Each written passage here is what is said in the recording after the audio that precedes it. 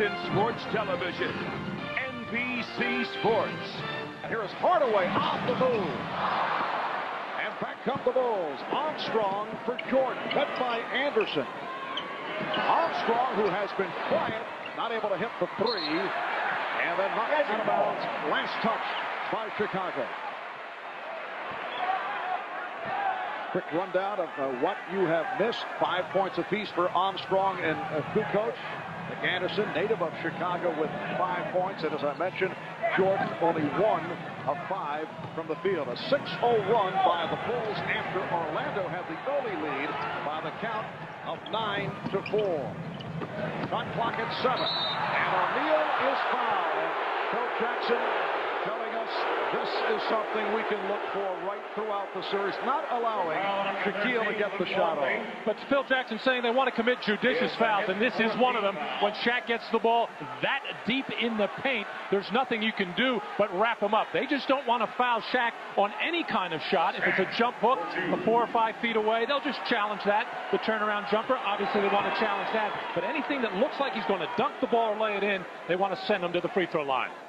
Well, Shaquille is 3 of 3 at the line. And this the reason they like to set him to the free throw line. 53% this past regular season.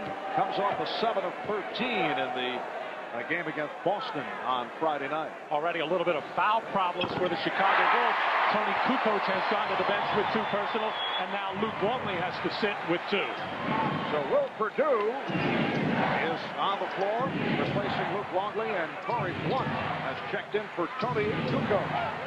5.5 remaining in this first quarter. Illegal defense called for the second time against Brian Hill's Orlando Magic, which means a technical foul awarded the Chicago Bulls. Donald Royal was coming over anticipating a post feed to Michael Jordan and had to get caught in no man's land on a little bit of a pump fake and then tried to just keep going out to the corner to double team the ball. But the Orlando Magic very alert to come and double team Michael Jordan when he is inside. I doubt if they will trap him or double him on the wing or at the top at this particular point in the game. Michael so far has struggled from the field. Armstrong with 6 points. And the game is tied at 13. Perdue. Blunt with a wild shot. And on the back tap, the Bulls able to maintain possession. Chicago coming off the first round victory over the Charlotte Hornets. 3-1, finishing off Charlotte on Thursday night. Jordan tried to return it to Perdue, but it was picked off. And deflected nicely by Penny Hardaway. Jordan only 8 for 21 in that finale against Charlotte. Hit his first 3, but then 5 for the last 18. That's an offensive foul on Royal. Donald Royal, known as a slasher, a driver. Most teams will give him that jump shot. It's one of the reasons why he is not getting very many minutes in the playoffs, only averaging about 18, 19 minutes a game, because he is not a perimeter threat. And now here comes the perimeter threat for the Orlando Magic. Dennis Scott, who is always a threat from beyond the three-point line, and he really spreads the defense of the opponent. In fact, the Magic going with Dennis Scott in the starting lineup at the start of the second half for Game 4 against the Celtics, rather than the usual starter, Donald Royal. Scottie Pippen against the one-time Bull, Horace Grant. Here's Pippen, rather produced, stopped by O'Neal. Shaquille with the block.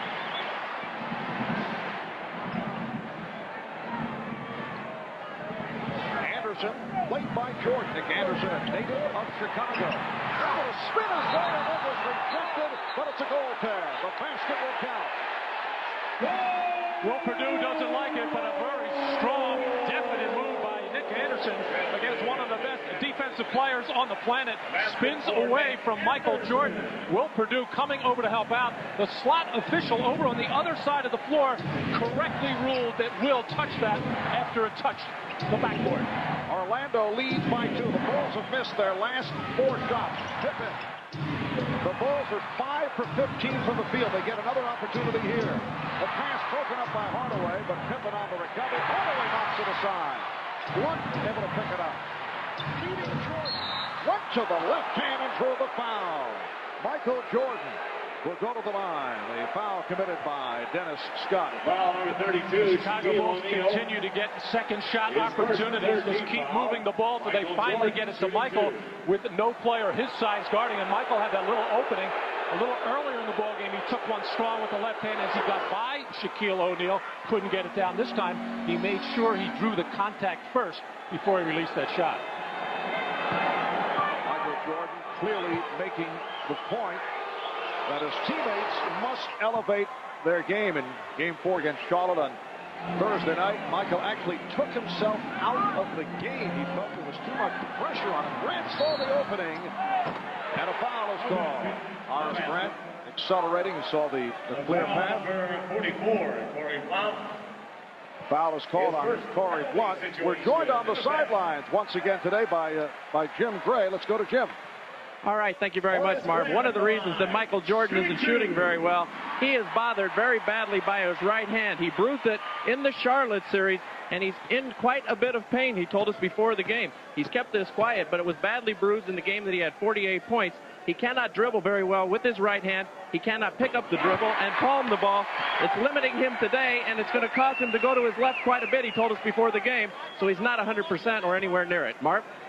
All right, Jim, and I would think there would be a fear of people slapping at the hand. I would think you want to protect it. Anytime you have any kind of jammed fingers, jammed wrist, or a problem with your hand, no matter what you do with it, even if you sometimes just touch your head, it kind of rings pain right through your body. You find yourself when you have a jammed finger touching your head a lot now? Yes, go right to the head. Traveling violation as well. Will Purdue called for steps. 3.5 remaining in this opening quarter, and it's the Magic 16 and the Bulls 15. In the opening round of the playoff, Orlando did not have an easy time against the Boston Celtics, winning that series 3-1 as they escaped after losing at home to the Celtics last Sunday. Here is O'Neal getting inside. Basket won't count. A foul is called. The foul number 32, Will Purdue. His first. Well, good ball movement from one side to the other, which enables Shaq to come across the lane, stop dead in the paint with the defender Will Purdue on him. And the man at the top who should be coming down to double team in that situation is Scottie Pippen. But right now he is watching Dennis Scott, and he's just not going to leave Dennis Scott from that three-point line. So that double team is going to have to come from another part of the floor. That's Shaquille O'Neal on fire at the free throw line here today. 5 for 5 from the line. Well, he got off to a terrific start in Game 1 in the Boston series. Shot 11 for 14, but then went downhill after that. Shaquille has hit 12 out of 12 on 2 occasions in his career that last season, but he's 6 for his first 6 here today. Armstrong working off the pick. Goes for the jumper. So B.J. Armstrong breaking out of it. He's been very quiet, and it's the Magic leading by 1. Even though Michael Jordan didn't touch the ball in that sequence, he was in the post on the triangle offense, and when he's in there, that will create problems for the defense. Pass thrown by Hardaway, but a traveling violation is called. Anthony Hardaway able to whip it inside to Shaquille. Timeout is taken. You're watching the NBA on NBC. Well, earlier today here on NBC, one of the wildest endings in NBA playoff history. The Pacers coming from behind to beat the Knicks in Game 1 of their best of 7, 107-105. Reggie Miller with the Pacers' final 8 points in the last 18 seconds. Actually, 8 points in 11 seconds. And how about Houston, the defending NBA champions, beating Utah in Utah once again. A second win in Utah, and they'll go on to face the Phoenix Suns in the next round. Michael Jordan is now 1 of 6 from the field. Houston and Phoenix opening up in Phoenix on Tuesday. Houston with a 20-9 run. They come to behind to conclude matters. Hakeem Olajuwon led the way with 33 points. Hardaway with the spin.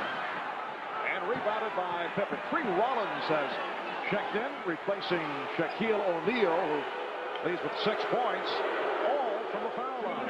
Less than 2 minutes. Less than 2 minutes to go in this first quarter. Jordan. Michael Jordan. Michael Jordan getting on his first jump shot, And it's the Bulls 19, the Magic 18. A little better rhythm that time in the half-court offense of Chicago. It has not looked good so far in this first quarter, but even though Michael Jordan hesitated on that shot, he was so open because the ball moved so quickly. Phil Jackson also inserting Bill Wennington and Judd Bushler, so a lot of shuffling in this opening quarter. And a hand check called on Bushler. Michael Jordan has been struggling with the jump shot so far in this ballgame, but popping out and getting the quick feed from Bushler. A little hesitation, and he is trying any way he can to get that ball to drain, as nothing has felt good leaving his hand. So maybe that hand is bothering him, although he has not shot the ball particularly well since his comeback, at least during the regular season. It improved during the Charlotte series, just under 50%. Dennis Scott at the line for the first time. Orlando 20 and Chicago 19. It's game number 1 of this best of 7 Eastern Conference Semifinal Series. Game 2 here in Orlando on Wednesday. Games 3 and 4 in Chicago Friday night. And then game 4 next Sunday at the United Center. We'll be there to bring it to you right here on NBC. 1 o'clock Eastern time. Showtime at 12:30 in the East. This is the kind of tempo that Chicago wanted to play coming in here to the Orlando arena. Take their running opportunities when they're there. Other than that, run their offense, keep the score down. They do not want to let the Orlando Magic get out into an up-and-down game. They really respect the transition game of the Magic. Holding foul called on Dennis Scott for the Magic, their 4th team foul. Chicago already over the limit. Rollins jumping out on Jordan. Wennington trying to get the step, lost it. Retrieves. That's why he's one of the best, if not the best, defensive power forward in basketball. He made the quick rotation to hand. Horace Grant almost never makes a fundamental error defensively. He'll get beat from time to time, but he's always aware of the right play that has to be made. Here's Scott. And the box out by Wennington. So Phil Jackson has gone to all 3 of the centers here in the first quarter, starting with Longley, moving on to Purdue, and then Wennington. Pippen with the save. There's that communication between Scotty and Michael, knowing each other so well. Most players might both go for that loose ball, but just little verbal communication or just knowing each other so well, they get the save and the extra possession. Jordan milking the clock. Shot clock down to 6. Michael Jordan not able to hit. Come the Magic, final seconds of the quarter. Anderson for Scott, off the fake. 3 seconds to go in the quarter. Oh, Jordan slicing through, and that is rejected by Scott.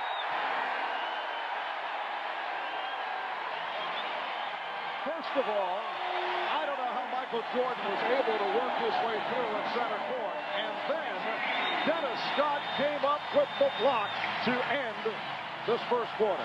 Well, Michael going early enabled the Magic to get out on this fast break at the end of the quarter. Tough shot by Dennis Scott in traffic. And then Michael Jordan, and Marv, he doesn't know how he got through there. Only his athletic ability and his sense of where other bodies are enabled him to snake through. So after 1 here at the arena, as you see Dennis Scott reject Michael Jordan, it's the Magic by 3.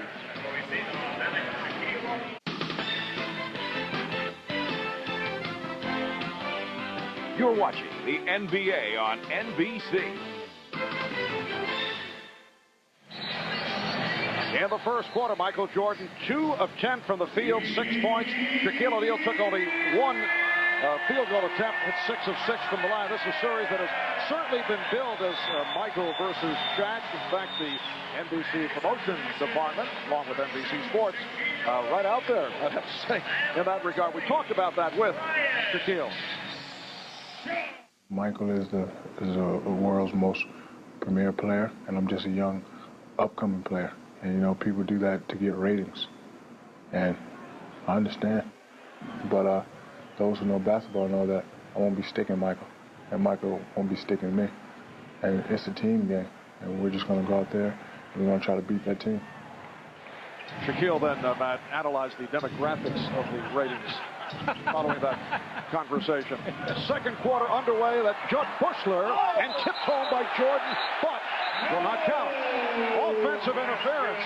The call. And Michael complains mildly. He's looking to keep getting on the scoreboard, and he can get a kind of a awkward shot by Bushler, and Michael did touch it right on the rim. Any part of the ball at the top of the rim there, as that is an illegal tip.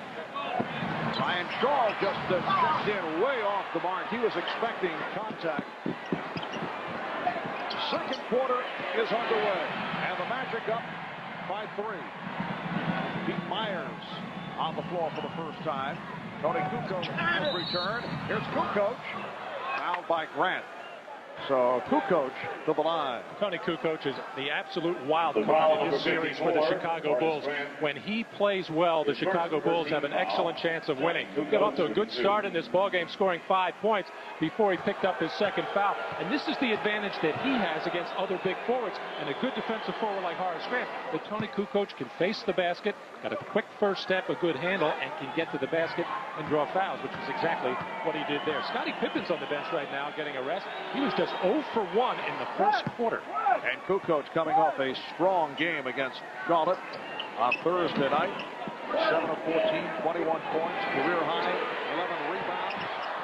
O'Neal lost it. Last touch, though, by Chicago. In the first quarter, neither club shot well. Orlando 6 of 14, Chicago 7 of 22.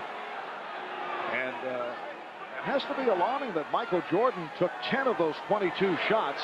That is not what he's trying to do. Jordan was 2 of 10 from the field. Who's 24 is given the Orlando Magic. A minute gone by in the second. Orlando with a 1-point lead. That's a by Wennington that fell. He challenged the passing lane, and it ends up as an easy 2. And from time to time, Bill Wennington will be able to make that defensive play, but Shaq with the big wide body kept Bill Wennington on the top side. It turned out to be a very poor gamble. Nobody could even get down there and foul Shaq, who is 6 for 6 from the line. Coach with the crossover. Nice setup. Bill Wennington finished it off. That's his first field goal. And the Magic up 24-23. Well, Kukoc eyeballed Shaquille O'Neal there and took it to him and proved the defense to get that opening for Wennington. O'Neal able to power his way. Good start for Shaquille O'Neal. He has 10 points, and Orlando is up by 3. Now Jordan being guarded by Shaw. Pete Myers given the shot. Rebound Wennington. And he is fouled. The foul number 32, Shaquille O'Neal. Foul on Shaquille O'Neal, his second. Here's Shaq holding Wennington on his back, and then Wennington at just the wrong time for him, tried to get on the top side, and that enabled the easy pass into Shaq. And then in slow transition, Shaq got down there, got position early. Nobody could come and help. Timeout taken by Orlando. We'll be right back.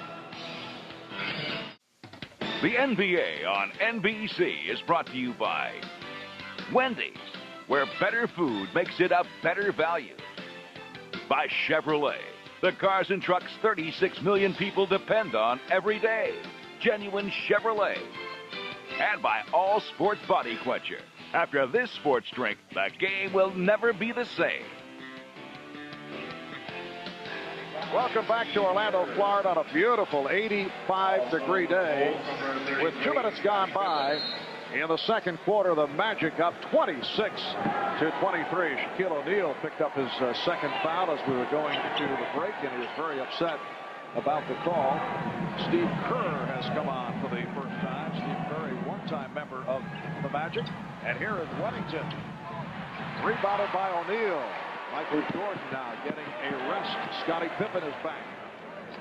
And Scottie needs this opportunity with Michael on the bench to start to assert himself, not necessarily by scoring points, but getting involved in the flow of the offense. Scott eluding Kukoc. O'Neal trying to save it, and he did. Able to deflect it off a Chicago player. Well, the Bulls have gotten the best of the rebounding so far in this ballgame, 14-9. Here's Pippen and Grant battling hard. Shaq able to hang in the air long enough to bang it off Bill Wennington, but Brian Hill and his staff very much concerned with the rebounding of the Orlando Magic. You got two of the best rebounders in the league, and Shaq and Horace Grant, yet at times they seem to get hammered on the offensive board of their opponents. And Kukoc starting back for the Bulls. Met by Grant. Pippen on a double team, had it knocked away momentarily by Grant.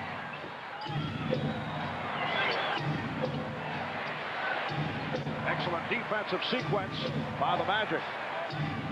Here's O'Neal jumping out on Kerr. Pippen had to force it. And it's a 24-second violation.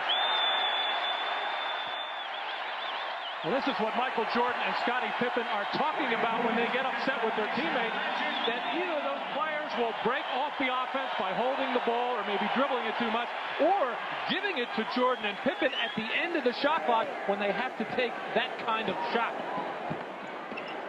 3-point Orlando lead. We're early in the second. Dennis Scott has not been able to find the touch. Good play by Wennington in the box out with O'Neal. Steve Kerr. Pete Myers. Myers fouled by Shaw.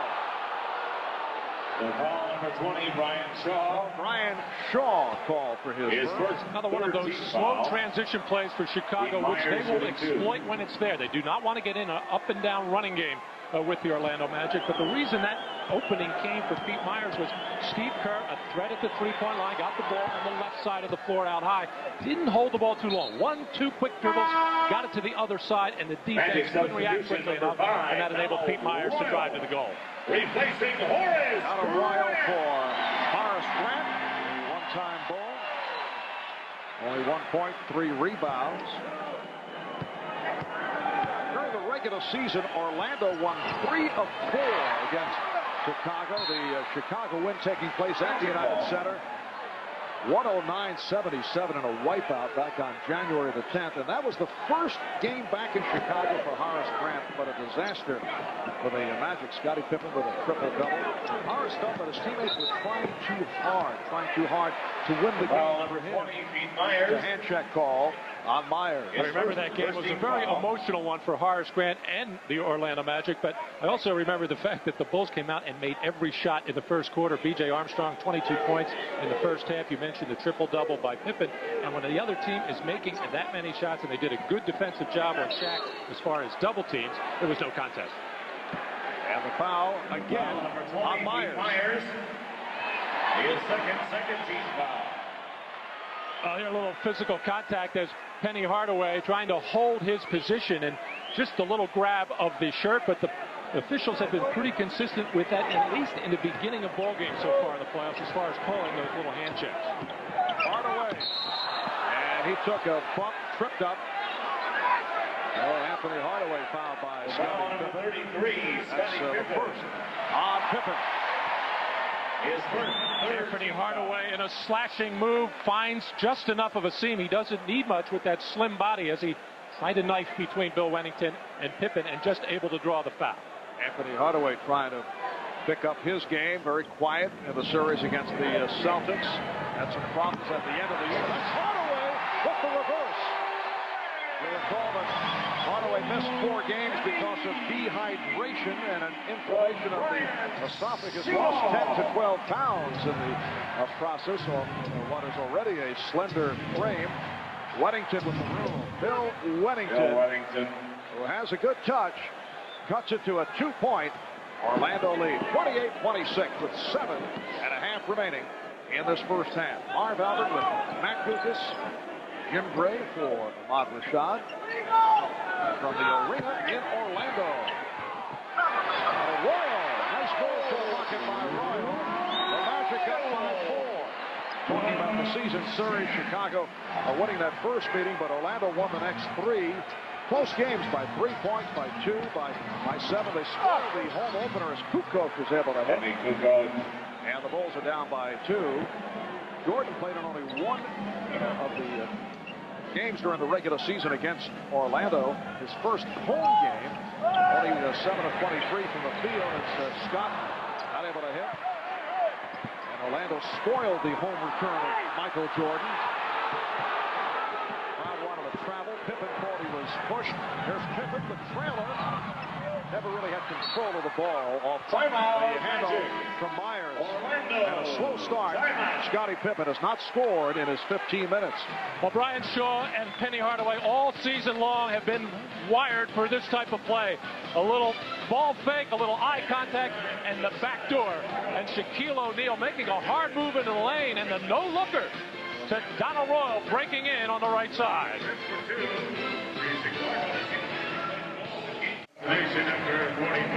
Welcome back to the arena. Penny Hardaway, during this last time out, jammed his big toe while playing. He's down on the bench being attended to by Lenny Currier.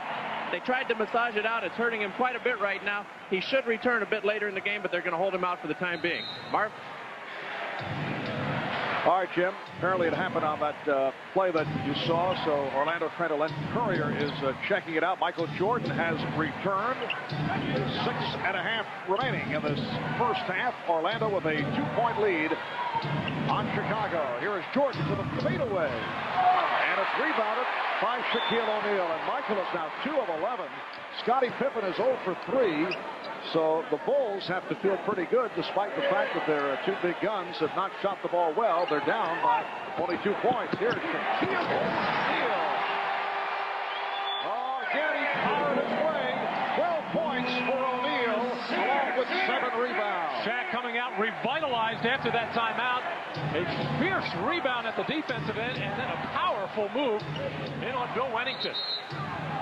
Illegal defense for the 3rd time is going against Orlando. Oh, Shaq now a little pop in his step, holds Wennington off, and makes the strong move before Scottie Pippen can get in there. Those are the kinds of plays where Phil Jackson wants the big people to make sure they tie up Shaquille O'Neal and make him earn it from the line.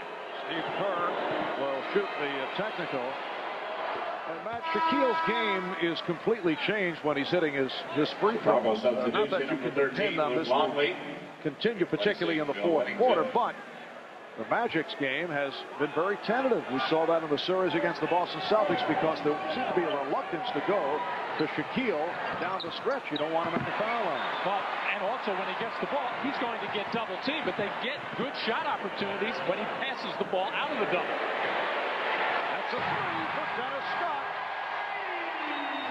Well, Scott began 1 for 6, knocks down 3, and Orlando with its biggest lead of the game, leading to a Chicago 20-second timeout. The Magic up 35-29. Well, Dennis has been off so far in this ballgame, but never discouraged. He's one of those players that always thinks the next shot is going to go. Perfect rotation on that ball, and Dennis will not just settle for the 3 now.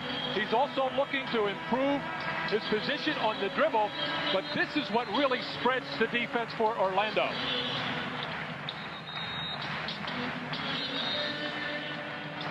The Chicago Bulls having their shooting difficulties in this first half. They're 10 of 32 for 31%, and only 3 of 10 here in the 2nd quarter. Normally when Chicago, after free throws, after 20-second timeouts, after timeouts, generally run something for Michael Jordan. Pippen for Longley, and a foul call. Scottie Pippen setting up Luke Longley. Phil Jackson continues to shuffle at the center position. Foul was called on Brian Shaw. That time coming out of the timeout, trying to get Scottie Pippen somehow involved in the offense. Scottie just 0 for 3, no points. To talk about how important Tony Kukoc is to the success of this Chicago Bulls team, it's almost a given that Michael Jordan and Scottie Pippen have to be very productive. And so far in this first half, they have not been. And for Luke Longley, that is only his first point. So Longley started the game, then we saw Purdue, then Wennington, back to Longley. Matt, the only centers in the city of Chicago not used by Phil Jackson, I think, are Johnny Red Kerr and Jeremy Roenick of the Chicago Blackhawks. I thought you were going to say Stan Mikita. No, too old. What a good pickup on your part.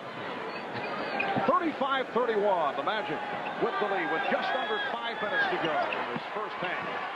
Shaquille showing the entire arsenal. And it just might be the fact that he has made his free throws. You can see the look in Shaq's eye and his body language right now, playing with a great deal of confidence. Coach up front now with Pippen and Longley.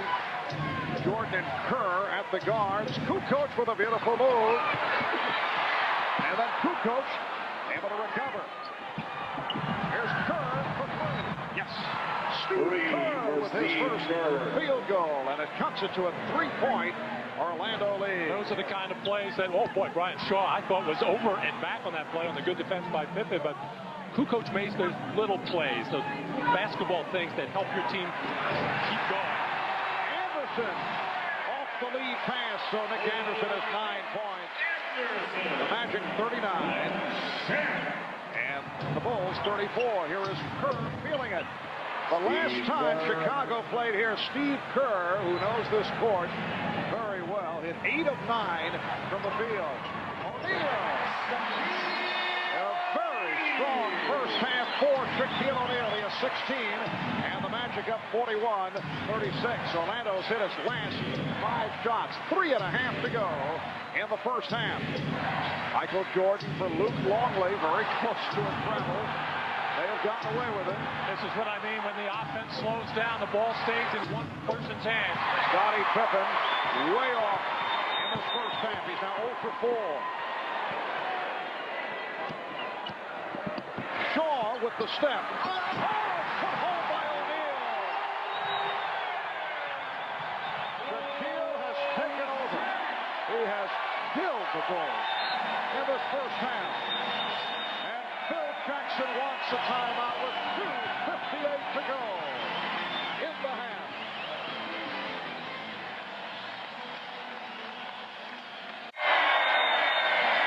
Well, Michael Jordan and Shaquille O'Neal have both been quick to say that they will not be guarding each other in this series. However, they will meet from time to time right around the rim, as they do here. And Shaquille O'Neal throws one down over the head of Michael Jordan. And Shaq said, hey, I just dunked on Michael Jordan. He's probably thinking, well, let's see, what will that do to my demographics? 18 points, 8 rebounds for Shaquille O'Neal. 7-point Magic lead. It's their biggest lead of the game. Here is Longley. Kukoc on the rebound. Longley played by Grant, and Longley able to take advantage of the several inches he has on Horace Grant. 43-38. It's Orlando with a 5-point lead. A conservative move here by Brian Hill, taking Shaquille O'Neal out. He does have 2 personal fouls, but a very small team on the floor for Orlando.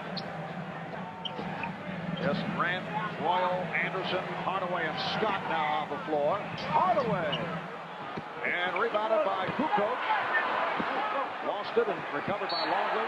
Knocked aside and out of bounds by Horace Grant. Let's check in with Jim Gray, who is near the Chicago bench. Jim? All right, Marv, thank you very much. Scottie Pippen did not like the fact that Phil Jackson called timeout on that last exchange. In fact, Pippen came over and was screaming at Jackson.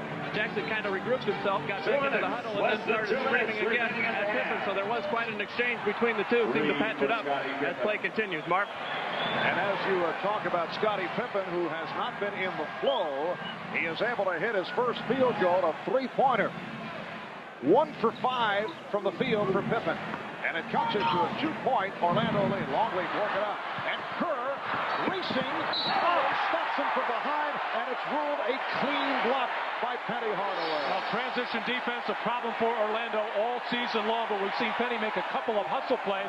And a terrific one here. And it looked like the Chicago Bulls had a clear one. Steve Kerr, not the most fleet of the Chicago Bulls, very rarely gets a layup opportunity and didn't get one there. Michael Jordan.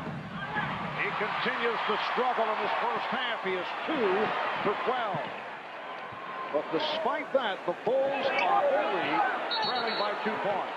Illegal defense called against the Bulls. That's the first violation for Chicago. The next is a technical foul. Michael Jordan coming off the pick from Luke Longley. A good look there, although that shot challenged by Donald Royal. And Michael, I don't know if he got hit on the play or once again tried to use that body language or use some body English to try to get that shot to fall. Hardaway played by Pippen. Pippen got screened. Longley picks picks up Hardaway on a switch. Here's Scott. And Anderson for three.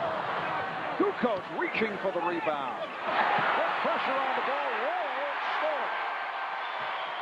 They doubled up on Kukoc. And the Magic with another 24. Anderson posting up. All blocked from behind by Pippen. Scottie Pippen providing the help. Looked like the Chicago Bulls have another fast break opportunity, but Tony Kukoc unable to release that ball. He knew he had open people down the other end, but terrific hustle by Donald Royal to shake it loose. Ryan Hill has just called for a 20-second timeout. 47 and 6/10 seconds remaining in this first half, and the Magic up 43-41. A reminder tonight at 8/7 Central, as the music indicates, for the first time on television, NBC will present the biggest movie ever made, Jurassic Park. That'll be tonight at the conclusion of our NBA playoff triple-header. No, Stuff will not be seen in Jurassic Park. That is the Orlando Magic mascot. Good friend of yours, I know, Stuff, the Magic. I know he has other commitments. Yes, I'm sure.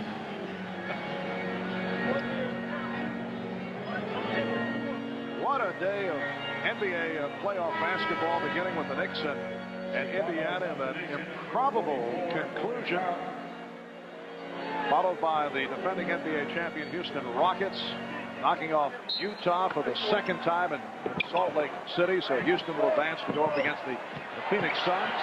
Hardaway for Royal, and an offensive foul. It is a charge on Hardaway. And for Hardaway, I don't think that is a sincere applauding the call on the part of Penny, but that's his second foul, and Royal was shaken up on the play. Penny not happy with the play. He felt he was under control that time, and he looked at referee Don Baden and said, "That's the second one you've called on me here." As Penny actually thought he was going straight up, and I thought a good defensive play by Scottie Pippen. He did step out far enough in front of the rim. You should be up at that dotted line, but the officials will not take kindly to this. This they would consider being shown up. Michael Jordan is 2 for 12 in this first half. He has missed his last 4 shots. And you go back to Thursday night in the game against Charlotte, Jordan is 7 for his last 30. And we mentioned earlier that he's bothered by the bruised bone in a shooting hand. I don't know if that's the reason, because he really has not lit it up. Since the return, he's had maybe 3 or 4 really good shooting games, although he certainly made a major contribution. The Chicago Bulls winning 13 of the last 17 when Jordan returned. The ball back to Chicago. Dennis Scott could not handle it.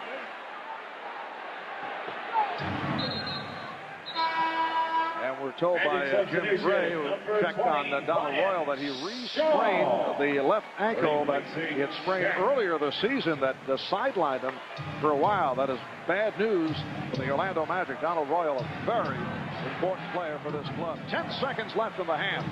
The Magic up by 2. Good coach, off the dribble for Jordan. And here's Jordan going to the drive, and he's tied the game at 43. Final seconds. Hardaway from center court. Oh, just off to the left side. So at the half of game 1 of this best of 7, the Orlando Magic and the Chicago Bulls are tied at 43. Shaquille O'Neal, 18 points, 8 rebounds. Michael Jordan, 3 for 13 from the field. 8 points. He was able to hit his third bucket right here. Shaquille O'Neal taken out of the game again to be protected for fouls in the closing seconds of the second quarter. And Michael Jordan takes advantage of it as Penny Hardaway had this thing measured, all lined up. He thought he had it down. Coming up in a moment, Bob Costas with the Prudential halftime report. Bob Costas back in New York, only long enough to tell you it's halftime in Orlando. Bulls and Magic tied at 43. Now, coming up for most of you, except on the West Coast, an extended break for your local news. And then we'll bring you highlights of that amazing Indiana win over New York, plus Utah's defeat at the hands of the Rockets. First, these messages from your local station. This is the Prudential Halftime Report, brought to you by the Prudential. peace of mind. It comes with every piece of the rock. All right, Bob Costas with Julius Erving, Peter Bessie, and Bill Walton in for a cameo appearance. In our next segment, we'll bring you highlights of the Jazz and Rockets. Right now, though, we want to expand a little bit on the Knicks and Pacers. What a game. If you didn't see it, the Pacers won it in a stunning finish, 107-105. They trailed by 6 with 18 seconds to play as they inbounded, knowing they needed to ring up a couple of threes to get back into it. So naturally, they immediately go to Reggie Miller. He cashes in here. They are within 3. Now watch Anthony Mason trying to inbound, and Greg Anthony's the target. When Anthony slips down, Mason is afraid that 5 seconds is going to be called. He tosses it in, and Miller picks it off, retreats behind the line, and hits another 3 to tie the game. Now watch. Miller may have pushed Anthony down. He holds up his hands to indicate, please don't call a foul on me, and he got his way and then made the steal with Anthony on the floor and tied the game. Then, after John Starks was fouled by Sam Mitchell, Starks goes to the line, misses the first, as you see, and also misses the second. What are the odds of that? Still, the Knicks have another chance. Patrick Ewing, a dead-on shot, but he misses it. And then when Miller gets the rebound, he's fouled by Anthony Mason. Pat Riley can scarcely believe what he's seeing. Miller hits the first. He'll also hit the second. But the Knicks still have a chance. They don't have any timeouts left, so they have to rush it up the floor. And Greg Anthony is going to slip down, and by the time he can get the ball to Patrick Ewing, the clock has expired. You'd have to say through all the years, this is the most difficult loss in a game of consequence that a Pat Riley team has ever had to absorb. Here's some post-game reaction, beginning with the hero. There's Greg Anthony. He can't believe it. And here's the hero, Reggie Miller. Last year, I'm not going to lie, coming in here for the Eastern Conference Final, we didn't think we could win. John Starks choked. We came up big. We feel we can sweep this team. This is for you, Indiana. We're coming back. Yeah. Reggie reminds me of a little kid I grew up with that only talks when things are going well and only has something to say when his friends are around. So that's how I treat it. He can't call the Knicks. He can call me a choke artist, and I choke. Simple as that. And but I had to bounce back game 2, and and help this team win. Who would believe that it actually happened the way that we planned, and just a big-time win, and it says a lot about this basketball team once again. And number 31, he's something special, and that's the reason why his pitch is on the side of the building in Indiana. I mean, this is a tough one to absorb, but we're going to have to absorb it. There's, we have nobody to blame but ourselves, and we're totally disgusted by how we finished that game, and if we've ever played a big game in our life, it's going to be Tuesday night. Well, Reggie Miller has played a few big games in his life, and the 2 biggest in terms of really establishing him outside Indiana in the national imagination have come at Madison Square Garden. Game 5 last year when he drilled all the threes and got into it with Spike Lee, and then today. Magnificent performance, of course, by Reggie Miller, and that's what superstars are all about, coming through when it's all on the line. The ball was there. I still can't believe that Mason just threw the ball right to him, though. Well, don't you think it's possible that Mason was afraid that there was going to be a 5-second call? He kind of lurched forward when Anthony fell, and he thought, I better get this in before they call 5. But you have to run the baseline there. You have to keep in balance, and you practice killing the clock your whole life. That's what you start doing in 6th grade when you're playing basketball at that level. The other thing, Bill, if you're going to throw the ball in, just throw it to the other end of the court. But Larry Brown certainly has to thank his lucky stars. I mean, this was a game that they had control of for so long, and then when they lost control of it, the Knicks just stepped up, seemed like they were going to win, and Reggie came through with the, Miller chime stuff. But I think the Pacers have to, dedicate this game to Rick Smits, and after the fine effort that he put forth today, he was sitting over on the sideline having fouled out, and those guys just said, let's win it for Rick. Really overlooked in all this, Patrick Ewing gets in early foul trouble. Rick Smits, who generally does pretty well against the Knicks anyway, got 34 points and 7 rebounds, while Ewing, who was able to play only 30 minutes, had 11 points and 9 rebounds, shot 4 for 14. But no one's going to remember anything come tomorrow except what Reggie did. No, well, I think they're going to also remember that the Knicks took Dumb and Dumber to the ultimate. I mean, not only does Mason make the mistake on the baseline, then he commits the foul on Reggie with 7.5 seconds to go. And also Greg Anthony, where was he going with the ball in those last few seconds? Even if he hadn't stumbled, what was he going to do with it? Bad play. What are the coaches telling their players, though, to call timeout when they're falling out of bounds, that's a big mistake. That whole trend, which goes down to the high school and biddy ball levels, that has to change. He sounds like Doug Collins. Right, you should have gotten on that bandwagon about six years ago when they started to do it. It's a little late now. They've been doing it for about 4 seasons in the NBA. Well, the Knicks could have used Derek Harper in that situation, and that's why the senior veteran guard is the guy who they need to have into the game. And I said earlier today that, you know, when cooler heads are needed, he's the one who's usually there and needs to be on your team, and he wasn't around because he got tossed. You know, Bob, Mark Jackson told me about a month ago, he said this is the first year he's played with Reggie Miller. He said that the one flaw that Reggie has is that he's too unselfish. But he said once the playoffs come around, look for Reggie to step it up. Everyone was worried that Reggie was in a slump coming into the playoffs. He averaged 11 threes in the Atlanta series when he averaged 3 during the year. I mean, this guy really stepped it up. Couple of other quick items here. Although he denied it in a post-game press conference, according to a wire service report, we haven't been able to check this out fully. Maybe we'll know by tomorrow or something, but Reggie Miller was yelling choke artists in the direction of the Knick locker room as he walked through the tunnel. Also forgotten in all of this, 9 technical fouls in this game, 5 on the Knicks, 4 on the Pacers. Why would we not believe that Reggie Miller would do that when he did it in last year's? That's what we did the piece on with Derek Harper. He had his hands around his neck when the Knicks would choke him. And now he's going to back off. This guy's the ultimate trash talker in the league today. Well, here we go. A heartbreaker for the Knicks, obviously. Let's switch gears and talk about heartbreak in Seattle. The Sonics know all about it after being eliminated in the first round 2 consecutive years now. Denver shocked them last year, and the Lakers did the damage this time. Here are the comments of George Karl following Game 4 against the Lakers. Not much to say right now. There's no need to really talk. I think it's just a time to face our embarrassment and be humbled and feel the humility of sport and go on and hopefully try to figure out some things. We're a better basketball team than we've played in the last 2 years in the playoffs. I think everybody in that room knows that, and it's my responsibility to stand up and say that. What do you think has stopped you from advancing then? Ourselves. Well, a week or so ago, you were telling me as they were hanging by a thread against the Lakers that he expected to be fired if they didn't get out of the first round for a 2nd consecutive year.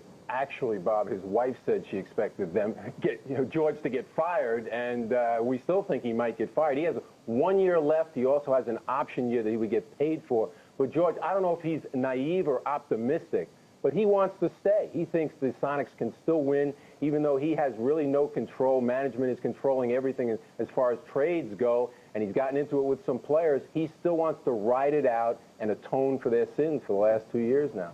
But what happened there with Seattle, poor player personnel management. You got a situation here where the 2 acquisitions, Cartwright and Marciulionis, non-factors. The Kendall Gill, Nate McMillan situation, unresolved. That's a coaching problem there. And then the big 3, Payton, Schrempf, and Kemp, they just don't come through at the biggest moments, and that's what superstars do. I thought Kemp had a great series, though. I mean, I don't know why Perkins and Detlef Schrempf were taking the threes at the end of that game, but I did find out that the play was supposed to be run for Gary Payton, and he allowed himself to be defended in those plays. But superstars, which these guys are built up to be, they win the case. That's what Reggie Miller did today, and that never got to happen with Seattle. Gary Payton has the broken finger. That's an excuse there. But Kemp and Schrempf, they've got to come through huge in that situation the way Miller did, the way Bird did, the way Jordan does, the way Shaq and Penny need to. You have a system in Seattle where you have 8 players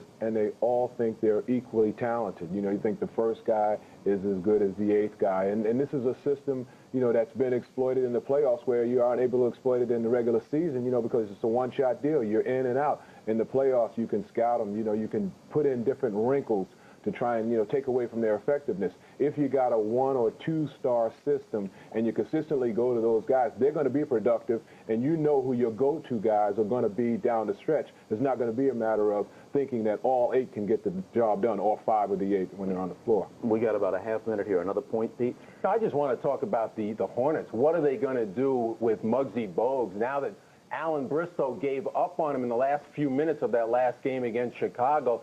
They proved that he can't hit that shot, and they can't come back another season and have him exposed like that. They've got to make a switch at point guard.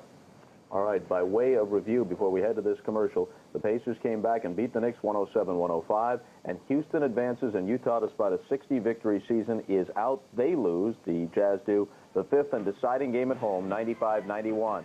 More on the two early games when we come back in a moment.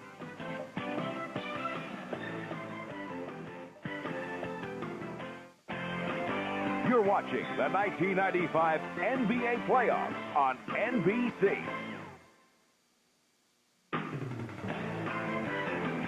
This is the Prudential Halftime Report, brought to you by the Prudential. Peace of mind. It comes with every piece of the rock. The Bulls are tied with the Magic at halftime at 43, despite the fact that Jordan is just 3 for 13, Pippen 1 for 5.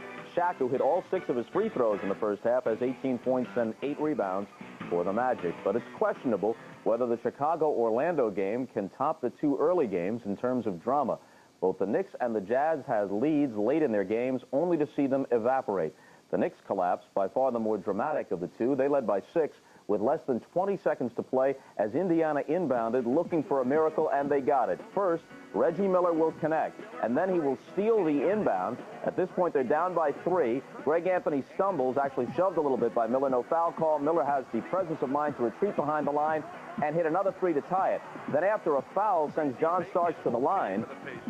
Starks, who had 21 in the game, 12 in the first half, 9 in the second, missed both free throws, but still they had another shot as Patrick Ewing got a dead-on look, but he missed, and then Miller was fouled by Anthony Mason on the rebound, and unlike Starks, Miller went to the line and made them both. Now, amazingly, the Pacers were up 2. Knicks didn't have a timeout, had to go the length of the floor. Anthony falls down again. The clock runs out. Starks walks off in dejection. Miller follows him taunting, and afterwards, here's post-game reaction. Last year, I'm not going to lie, coming in here for the Eastern Conference Final, we didn't think we could win. We feel we can sweep this team. This is for you, Indiana. We're coming back. Yeah. You know, we played our asses off, played our hearts out to get a win, and simply gave it away at the end. Meanwhile, in Utah, another terrific fourth quarter as the defending champions, the Rockets, pulled one out against the Jazz. Highlights from early on, Jeff Hornacek had a hot hand. The Stockton feed, and Hornacek hits the 3. Hornacek had 19 points in the ballgame all told. This is his time runs out in the first half. An almost impossible 3, guarded by 2, and he hits it. On to the third quarter, and Hornacek will dish to Karl Malone for the slam. Malone had 35. The Jazz led by as many as a dozen, but the Rockets came back. Clyde Drexler, who came up huge in the last 2 games, 5 3-pointers today, one of them there. He had 31. Akeem Olajuwon had 33, and he finishes off a late 10-point run by the Rockets. Houston by 3 after this bucket with a minute and a half left. They go on to win 95-91, and Phoenix is next for them. Even though we were down 7 with a few minutes to go, guys never quit. We kind of got together and said, hey, if we pull this thing together, we can do it. And we just kept encouraging each other, and it worked out pretty well. Our guys believed in ourselves, and the guys believed that we couldn't lose. You know, we hadn't lost a series in a year and a half, so there's no reason to start now. It's difficult to lose. Nobody likes to lose. But I would have felt a lot worse if we'd have lost and didn't put in the effort. I didn't have a guy that I don't think walked out on the floor today, didn't bust his butt from the time he was on there until he walked off. We got beat by a team that just hung in there and beat us. Not going to the gym tomorrow to practice is kind of strange. It's hard to swallow right now. Sadly for the Jazz, they become just the second team in NBA history to win 60 or more during the regular season and be bounced in the first round of the playoffs. Last year it happened to Seattle when they were upset by Denver. Now here's what our busy schedule looks like next weekend. Doubleheader on Saturday, showtime at 12:30 Eastern. Phoenix will be in Houston for Game 3 of that series, followed by Game 4 of the Knicks and Pacers from Market Square. On Sunday, another triple-header. Showtime again at 12:30 with Phoenix back at the Summit for Game 4 with the Rockets. Then it's the Spurs and Lakers in Game 4 of that series from the Forum. And finally, Game 4 of the Orlando-Chicago series from the United Center. One last reminder, Game 2 of the Spurs and Lakers can be seen tomorrow night at 8 o'clock Eastern Time on TNT. Right now, the Bulls and the Magic are all tied up at 43, and we'll send it back to Marv and Matt for the second half after these messages. This has been the Prudential Halftime Report, brought to you by the Prudential. Peace of mind. It comes with every piece of the rock. Back in Orlando, Marv Albert, Matt Dukas, and Jim Gray. The Bulls and the Magic are tied at 43 as we head to the second half. 7-0 run by Chicago to tie the game. in the final minutes of the first half. A look now at the Miller Lite halftime statistics. Neither club shot well in the first half. Bulls 35% of the Magic, 16 of 36, 44% shooting. Michael Jordan unable to get untracked, at least from the perimeter. 3 for 13, and seeming to have some problem with that right hand, as many of the shots not good leaving his hand, but terrific free throw shooting by both teams. And Shaquille O'Neal, 6 for 6 from the line. Unbelievable. All right, for more on the injury picture, let's check in with Jim Gray. Okay, Marv, I spoke to Michael Jordan. He said his right hand is bothering him quite a bit. He said he's just going to try and shoot through it and play through it in the second half. As for the Magic, Donald Royal's sprained left ankle was retaped.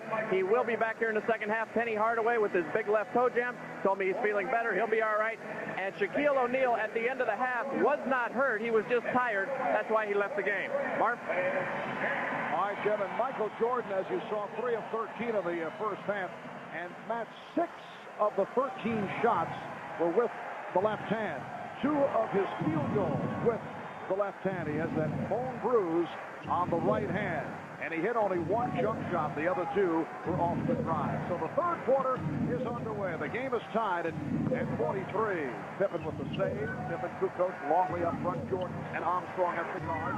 Michael Jordan popping it wide of the mark again. In the post, but right behind him was Shaquille O'Neal coming over to challenge that shot, and Michael had to put up another awkward-looking shot. We were wondering why Shaquille O'Neal was lifted with 3 minutes to go in the half, and when he was out, although he did come back briefly, Chicago ran off the 7 straight points. That was last touch by Orlando, so Chicago in possession with 20 on the 24. A good defensive play that time by Nick Anderson, as the Bulls had numbers and a good fast break opportunity. Nick able to save it one time, flicking it out of bounds. Longley. So Luke Longley facing up and hitting his second field goal. High point man of the game, Shaquille O'Neal with 18 on 6 of 9 from the field and 6 of 6 from the line. Nick Anderson with 9, Dennis Scott with 7. Anthony Hardaway, a quiet first half, 6 points. Horace Grant has not been able to get going offensively. Horace taking only 2 shots, 0 of 2 from the field. And that's his favorite spot on the floor for that spot-up jump shot.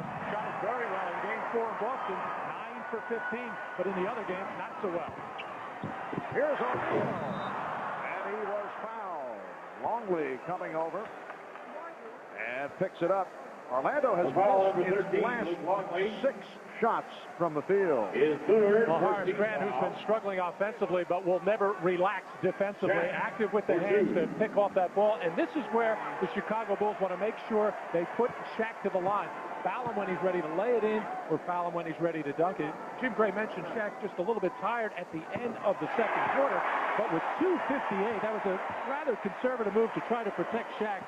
He had 2 personal fouls that will wind up costing the Magic 7 points on that 7-0 run by the Chicago Bulls. And when the game is going to be in the low to mid-80s, that's a lot. Well, Shaquille finally missed from the line. 7 of 7 from the line. So the playoff record of 17 for 17 is held by the combination of Bob Love and Gail Goodrich and Reggie Miller. Only Mr. Stats would be ready for that number. Rejected by Grant. The Bulls by 1, 45 to 44. 2 minutes gone by in the third quarter, and again the foul call on Longley. That is number 4 on Luke Longley.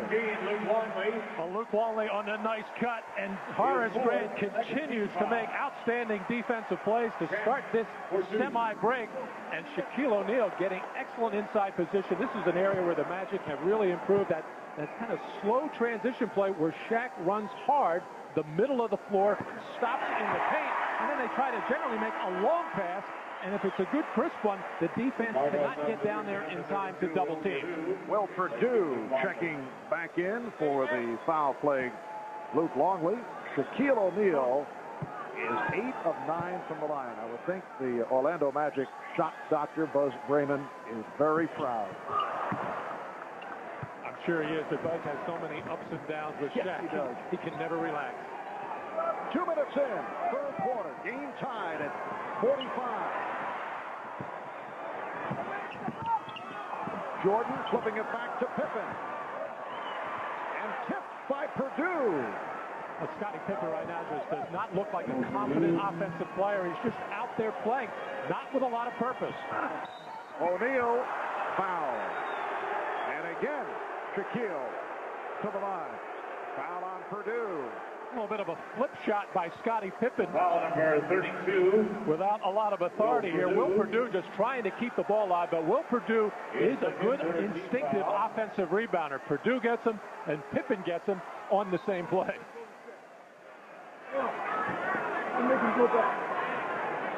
Shaquille up 10 at the line. Now, Shaquille shaken up as he took that shot. There is Buzz Bremen to the right. And Pat Williams, general manager of the Orlando Magic, to the left. Pat has gotten a new order of shirts in this year. Got away from the class.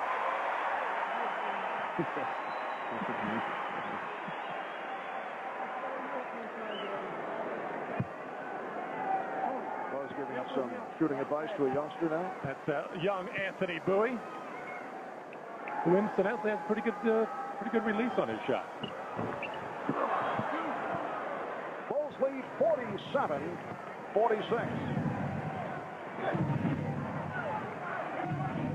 Armstrong for Pippen.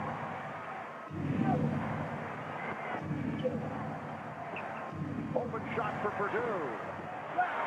Well, that thing almost went in, but Will Purdue, not a confident shooter at all from 12 to 15 feet. As soon as he released it, he started to chase it down. However, if he had just stayed with his follow through, he might have gotten it. Orlando's gone 6 minutes without a field goal going back to the second quarter. They're 0 for their last 7. Pippen passed up on the 3. And it will be Orlando back in possession. Scottie Pippen, 1 of 6 for the game, only 3 points. Well, despite the fact that the Bulls have the 1-point lead right now, the look in their eyes is not one of confidence. They're very unsure of themselves at the offensive end. Hollis with his first field goal. Oh, it's Orlando by 1. Illegal defense against the Magic. So a technical foul awarded Chicago. That is the 4th illegal defense on the Magic. Myers Grant has been wondering where his jump shot has been on a consistent basis. It was good all season long. He's a career well over 50% shooter. He has not been confident with it of late, but certainly felt good on that one. Shaquille O'Neal that time got caught underneath the basket as Will Purdue on that transition play stopped way up above the top of the key. And in that situation, Shaquille has to leave the basket and come all the way up above the free throw line. I think our league really has to take a good hard look at some of those illegal defensive guidelines in this offseason. It's just not natural basketball. 8.5 remaining in the third quarter. And the Magic up by 1. Donald Royal doing a nice job in fronting Scottie Pippen.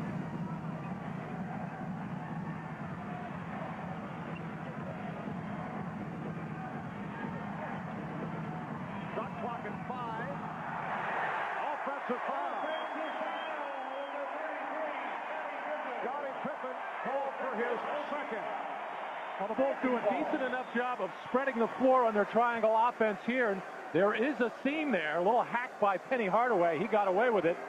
But a good job by Donald Royal stepping in to take that charge as Scottie Pippen continues to look very unsure of himself offensively. And off the turnover, Bulls have a 3-on-2. Nice pass from Pippen. Beautiful setup on the no-look. And the Bulls now lead 49-48. Not unsure of himself there, although Scottie Pippen is not attacking the rim. We've seen him when he is on top of his game, especially with his left hand. He has really improved in that area of taking the ball strong to the goal. He is pulling up time and time again, although that was a nice pass. Armstrong had it diagnosed, but Hardaway with the steal. Grant is fouled. Yes, they count. Foul called on Pippen.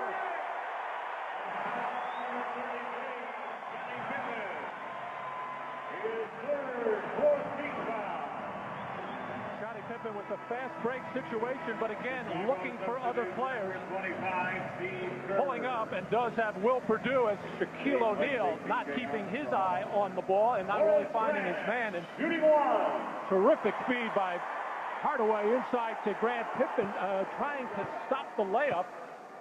Unable to do it against Horace Grant, but the Chicago Bulls defensively made some adjustments at halftime in the little continuity play that the Magic are running, starting one side of the floor, getting up top and swinging it. They're starting to get in the passing lane, time it, and get some steals. So the former Chicago Bull, Horace Grant, giving the Magic a 2-point lead. Horace, the guy who said he never felt comfortable playing for the Bulls. Obviously upset as Kukoc is able to knock down the three. Horace obviously upset about the contract situation, particularly with Tony Kukoc getting the big numbers and coming to Chicago. Says he feels very secure here in Orlando, which is certainly understandable. A 5-year, $17 million pact. Building a home here in Orlando. Also admits he and Michael Jordan never did see eye to eye. Here's Grant again, and he's in the midst of a good run. Horace with 8 points, 7 of his 8 here in the third quarter. And the Magic leading 53-52. Kukoc. Kerr for three. Steve Kerr has hit the hot hand. He missed his first shot. He's hit his last three, 2 from downtown, and Kerr has 9. The Bulls are up 55-53. Well, Horace Grant may not have been comfortable with the Chicago Bulls, but they were very comfortable with him. I wish they had him back. Shaquille O'Neal with the finisher. He has 23, and the game is tied at 55.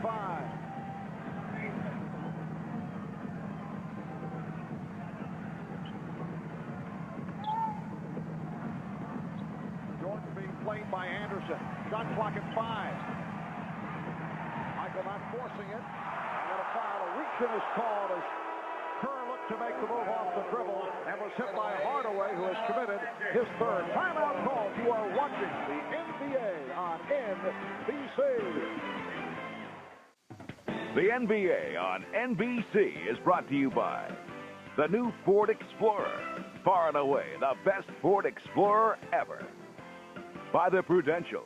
Peace of mind. It comes with every piece of the rock. And by Budweiser, the king of beers. This Bud's for you.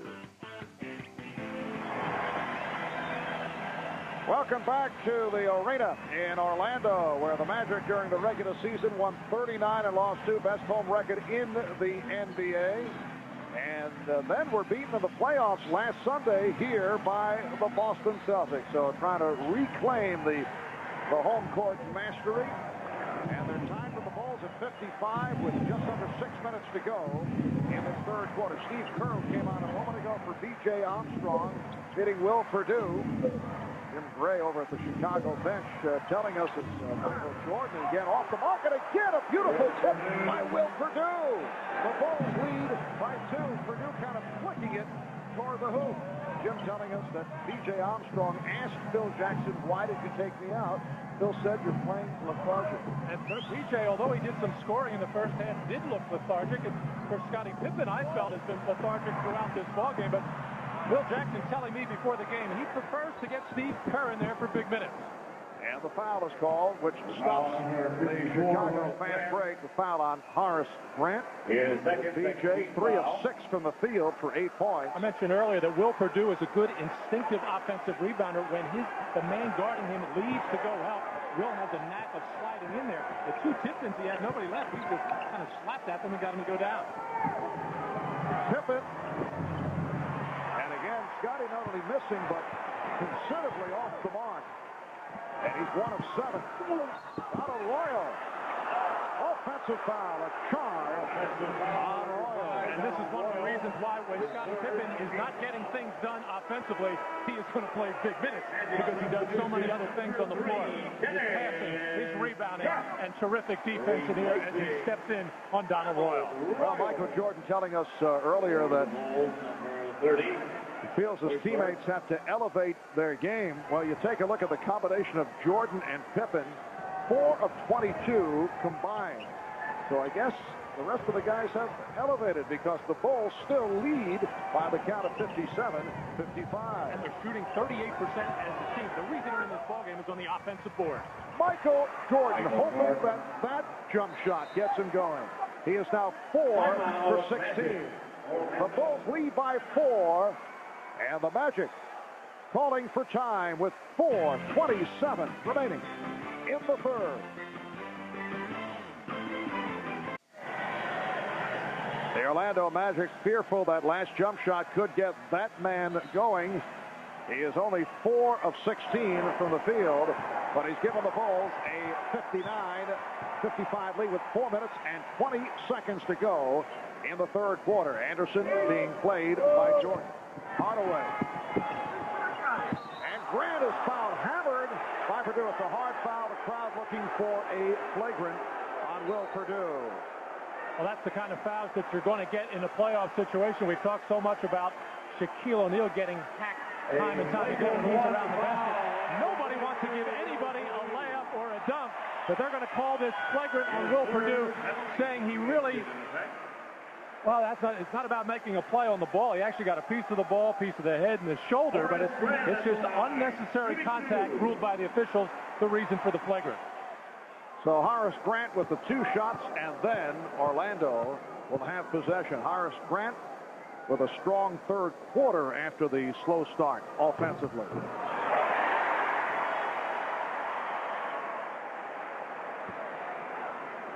You mentioned that Brian Hill not particularly happy with the way that last jump shot went up and in for Michael Jordan. It was the best looking one he's had all evening. The 2 quick hard dribbles up in the air and the good release. But you get a feeling here, the crowd right now waiting for something to happen. This is normally when the Magic start to make a run. Do it with their defense. Or Shaq will get going. Or Dennis Scott will start hitting the threes. Judd Bushler on the floor once again for Chicago. Anderson for 3. That's his second from downtown. And Orlando has taken a 60-59 lead. Or Nick Anderson will hit a 3 and get the crowd going. Jordan looking for the jumper. Yes. Michael Jordan has hit 2 in a row, and the Bulls have a 1-point advantage. So Jordan now 5 for 17 with only 12 points. Here's the double up on Shaquille. And a nice play by Shaquille getting it to the cutting Horace Grant. Foul on Jordan, his first. It's hard to understand why sometimes Michael Jordan, his shots just don't look good at all. Other times he gets into that rhythm, keeps his feet under him. It's good release, and you can tell it in his body how he feels it. Here, Michael Jordan trying to prevent the layup by Horace Grant. Scottie Pippen has been coming down to double team Shaquille time and time again, and what he's doing is overrunning the play instead of just coming up big and not committing himself. But by overrunning, it's enabling Shaquille to make an easier pass, which is what he did there. Horace Grant 5 of 6 at the line, a 69% free throw shooter during the regular season. Horace spent 7 years as a member of the Chicago Bulls on 3 Bulls NBA championship teams, signings of free agent with the Magic. Game is tied at 61. 3:25 to go in this third quarter. Purdue, Will Purdue, done a nice job. He's hit 4 out of 6. He has 8 points, full 63, and the Magic 61. And now Will Purdue using his body to beat Shaq up high to stop him, and now trying to draw the foul, the charge, and able to do it. This is what Will Purdue does better than the other centers as far as defensively making initial position. Here, Will Purdue wide open. Horace Grant just a little bit late, not really worried about Will's offense, but he had to pay for it. But Will Purdue made that initial contact up around the elbow area, which made Shaquille slow up, and then getting the call from the officials with a little dive. That's 3 on Shaquille O'Neal. Jordan. And a foul is called. It's against Orlando. Michael Jordan with a nice move to unleash the jump shot, but could not hit. Foul on Dennis Scott. That is his second. 13 foul on the Magic. Bulls are over the foul limit. Bushler, Pippen, and Purdue up front. Jordan and Kerr in the backcourt for Chicago. Under 3 minutes to go in the third. Jordan did not have the shot, trying to get it out. Hardaway with the steal. Hardaway fouled by Kerr. Foul number 25, Steve Kerr. Michael Jordan normally does not get himself in those awkward positions where he jumps in the air because the defense is usually looking at him. The fast break doesn't happen, but he threw this one out to start that fast break opportunity. The quick hard spin by Michael Jordan getting in the air as he's challenged by Shaquille O'Neal, but with the defense all focusing on Michael, that's why a lot of times when he takes those as many shots as he does and does not shoot a good percentage, the other team doesn't run. But that pass actually started the fast break for Penny Hardaway. Obviously, Michael Jordan still in the process of working his way back, not in the rhythm with the rest of the ball club, and to compound matters, is bothered by the bruised hand. So we have seen him go to the left hand frequently here today. And starting to look a little bit fatigued. He played 21 minutes in the first half and has gone all the way here in the third, almost 10 minutes. Bulls by 1. 2:20 remaining. Third quarter. Pippen setting up with a crossover and then fires. The save by Jordan and a new 24 for the Bulls, but Hardaway picked it up. Hardaway going the distance, rejected by Pippen. Scott with the recovery.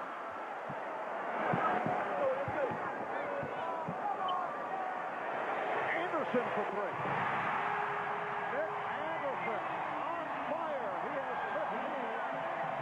Orlando with a 65-63 lead on the Bulls. Call for time.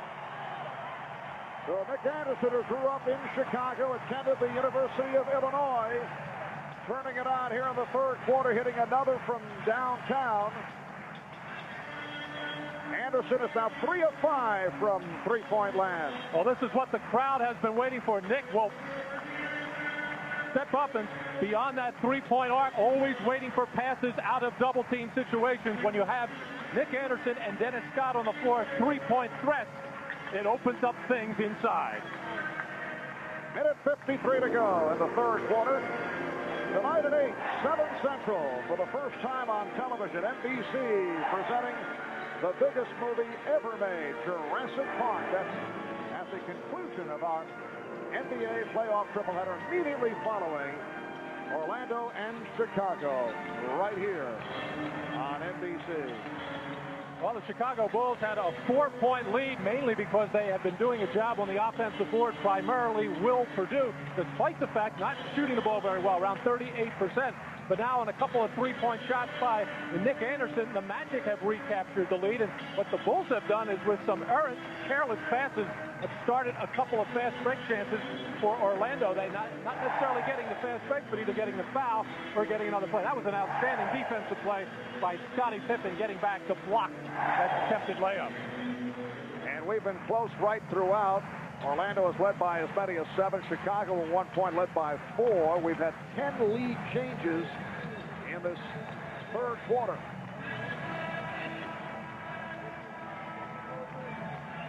Here's one of those passes starting that fast break. Penny Hardaway coming down on Steve Kerr. This time I don't think he saw Scottie Pippen, or else he would have used his other hand to possibly get the foul and the layup. He knew he had Steve Kerr, but hustle on the part of Scottie Pippen stopped that layup. And this capacity crowd of 16,000 at the Orlando Arena, urging the home team on, a team that won 39 of 41 during the regular season in Orlando, the second best record all time at home. The Boston Celtics of the 85-86 season went 40-1.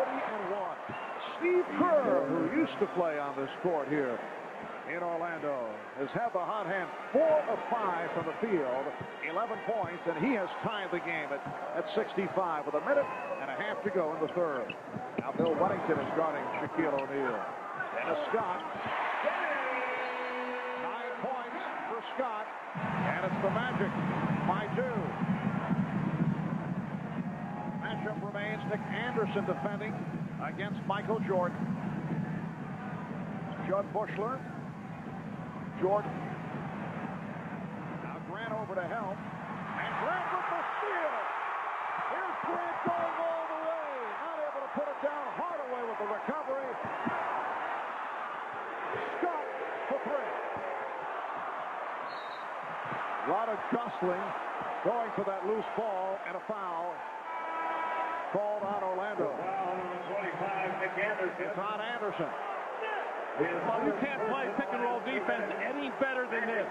Horace Grant stringing this out, not letting Michael Jordan turn the corner, not letting him get into the lane, and then adding insult to injury, stealing the ball. Only thing worse could have been for Michael Jordan had Horace Grant made that layup. You know, Horace enjoyed the moment. They'll send him a note. Jordan with a sixth turnover. Magic with a 2-point lead. Half-minute left in this third quarter. Shot clock at 5. Grant doing a good job defensively here on Kukoc, who went to the fadeaway. Shaw with the rebound. Down to 20 seconds, and the Magic trying to hold for a final shot in this third quarter. Ryan Shaw setting it up.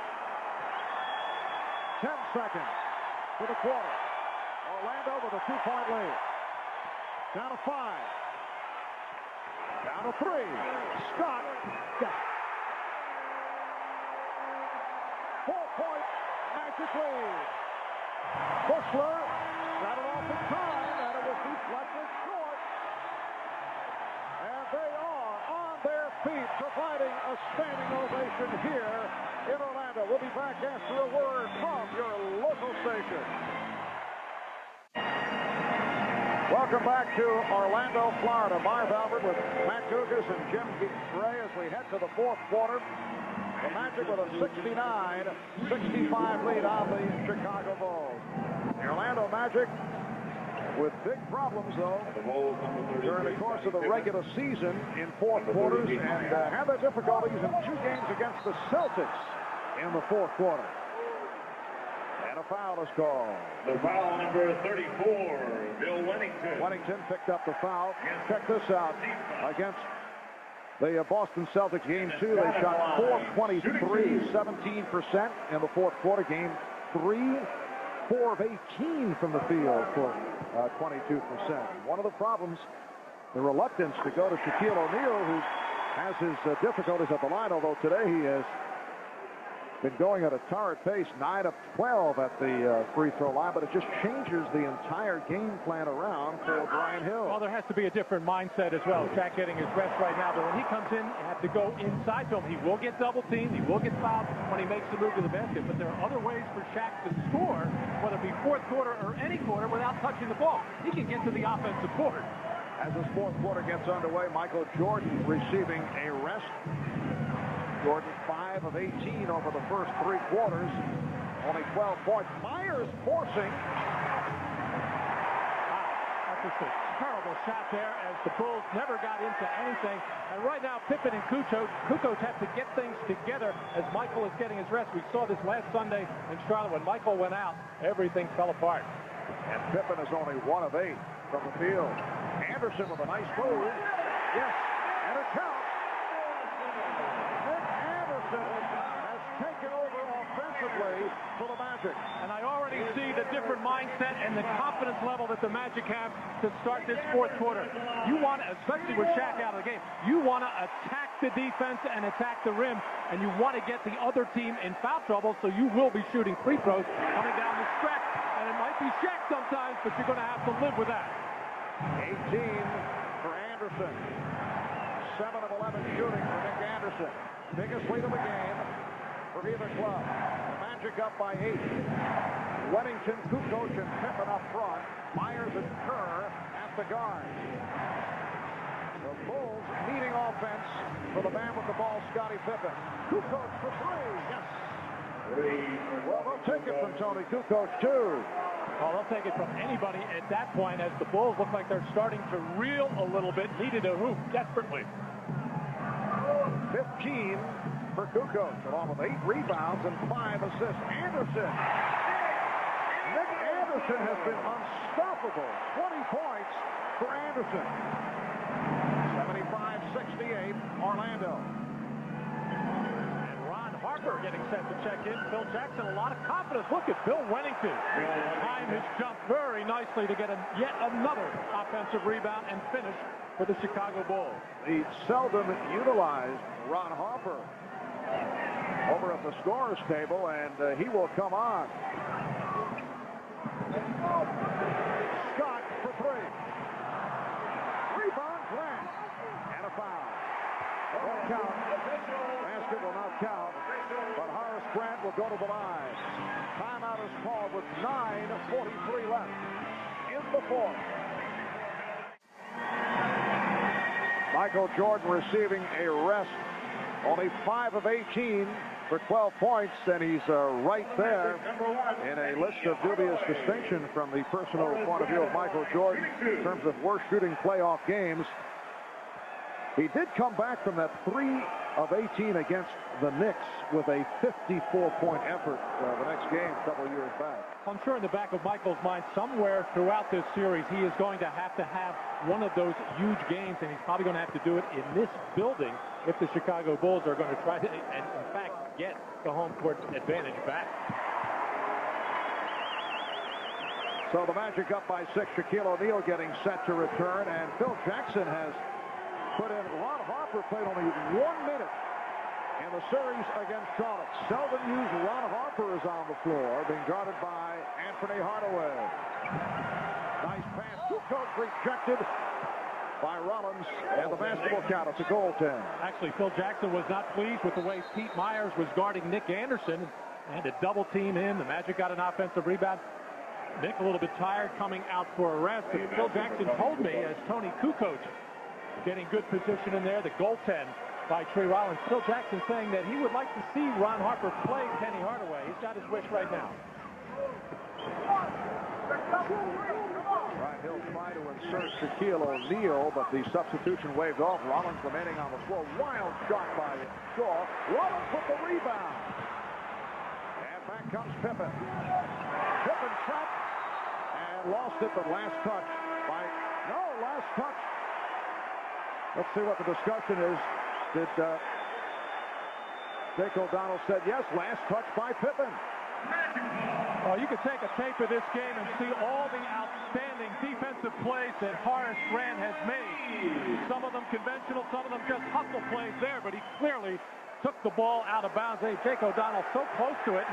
I think he was looking, or at least Jack Neese was looking to give some help on the play. Larry Krzysztofiak, the former Magic player, who in fact in game 4, the fourth regular season game, Michael Jordan's first against the Magic at the United Center, Larry Krzysztofiak got 2 technicals and thrown out of that game, and it was a major factor in why the Magic won. Larry Krzysztofiak's been sidelined by a bruised knee, and yes, he was in a heated discussion with Jake O'Donnell, and the foul is called against Orlando. It's on Hardaway, his fourth.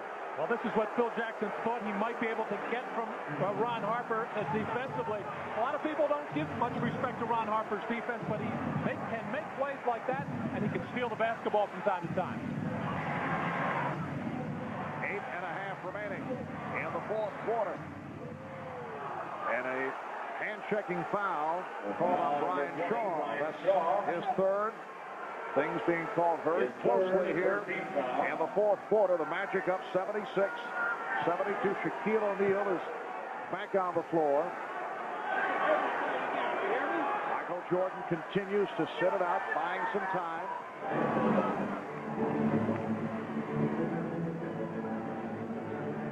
Hopper. Pippen, played by Scott. Pippen stripped and fouled. Scottie Pippen is 1 for 9, only 3 points, has 8 rebounds, 6 assists. This is a tough cover for Dennis Scott, who just does not have the foot speed, the lateral movement to stay with Scottie Pippen in that situation, despite the fact that Dennis got in good defensive position there. Did the right thing as far as the Magic are concerned, shaded him to the middle where he knows he's got some defensive help, but the quickness of Scottie Pippen able to get in the lane before the defense could come. Under normal conditions, this would be a a perfect situation for the Chicago Bulls. I say normal if Michael Jordan were himself. He's had an off game. We don't know the extent of the injury to that right hand. We mentioned that it is a bone bruise that has affected his shooting. We've seen him go to the left more frequently here today. But the Bulls only would love to be involved in a close game down the stretch with Orlando, with Jordan well rested and coming on. Well, he will be well rested when he finally gets back. Terrific defensive play by Dennis Scott that come from behind to flick and steal.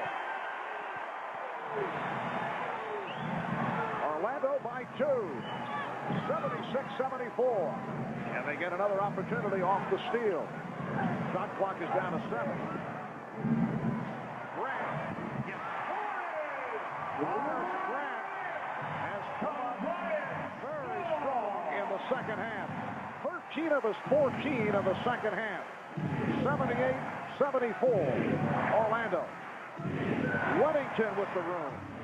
Bill Wennington has connected on 4 out of 5 from the field.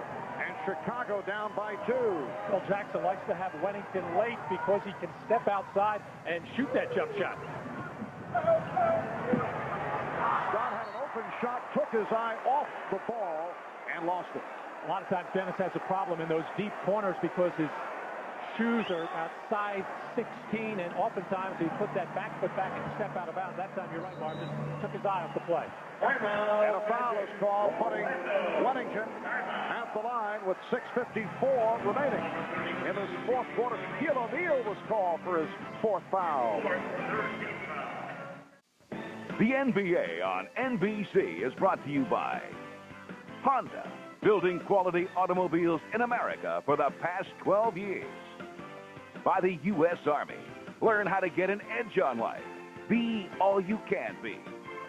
And by cold-filtered Miller Genuine Draft, making the world a very cool place. Back in Orlando, 6:54 remaining in the fourth quarter, coming up following the Bulls and the Magic. Jurassic Park right here on NBC. Michael Jordan making his return. The Magic up by 2, 78-76. A moment ago, Shaquille O'Neal committed his 4th foul, putting Bill Wennington at the line for the first time. Let's check in with Jim Gray. Jim? All right, Marv. Phil Jackson looked at Bill Wennington and said, hey, we need you to play some tough defense, but offensively, we're going to go to you. Try and pick up a quick 5th foul on Shaquille O'Neal, and we're going to go to you the next couple of times down the floor. Marv? All right, Jim, you saw that stat in the 3-headed center combination of the Chicago Bulls.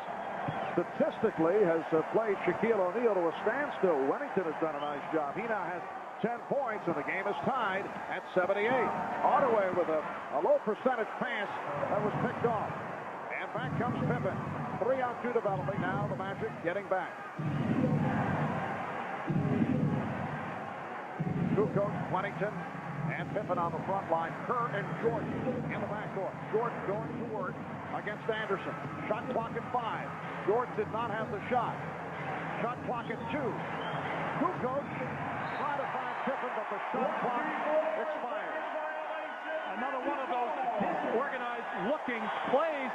But I think Michael Jordan was thinking, take Nick Anderson to the basket, pick up the 4th team foul. The Magic started this fourth quarter with the right idea. Nick Anderson attacking the rim, getting the Bulls in foul trouble. Now both teams have gotten away from that. And both teams with 3 team fouls. Jordan with the steal. Did he save it? No. Stepped out. So Orlando will get it back. Shot clock was winding down for the Chicago Bulls. Tony Kukoc in trouble. Scottie Pippen looking for a little bit of an opening.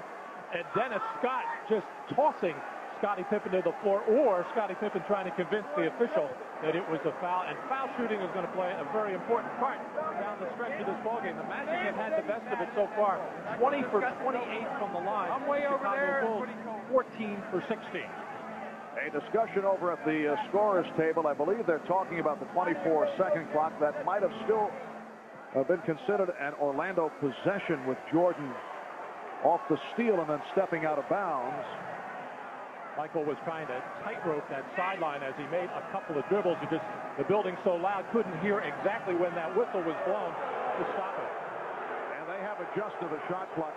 back to 11. They're ruling that it was not a Chicago possession, so it goes back to the previous Orlando 24-second sequence, and they adjusted the shot clock. With just under 6 minutes to go in the fourth, Hardaway is stopped and fouled.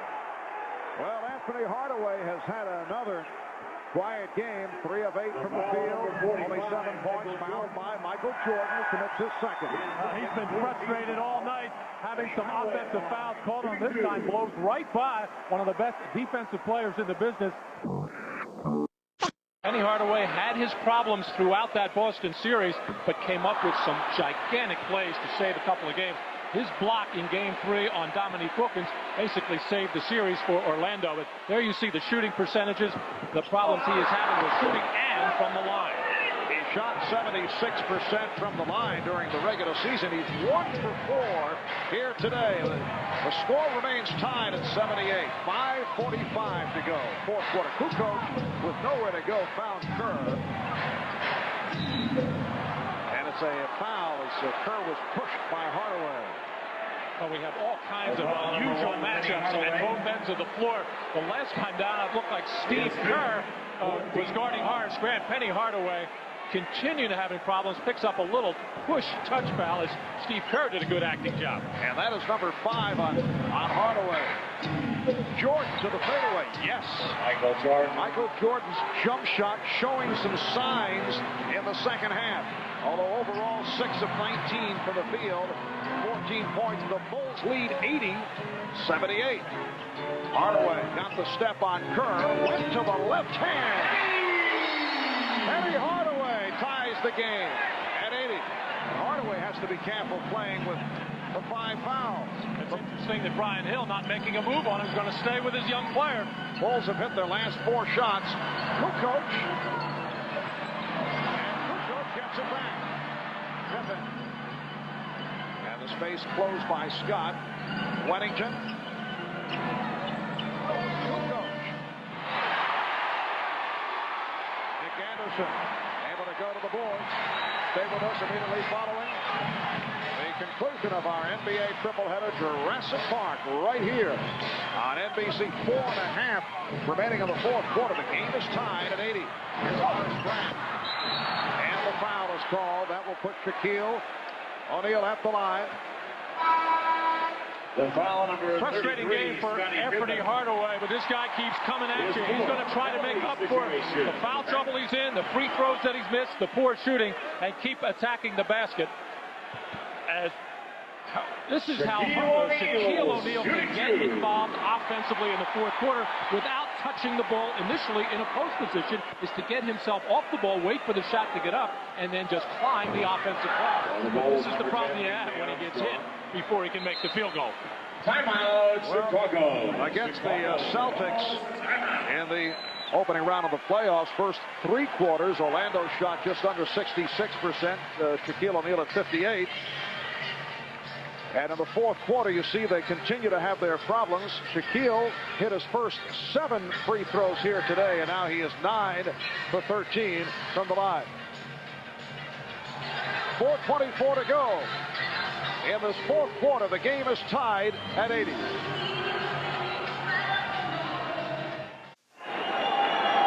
Back in Orlando, 4:24 remaining.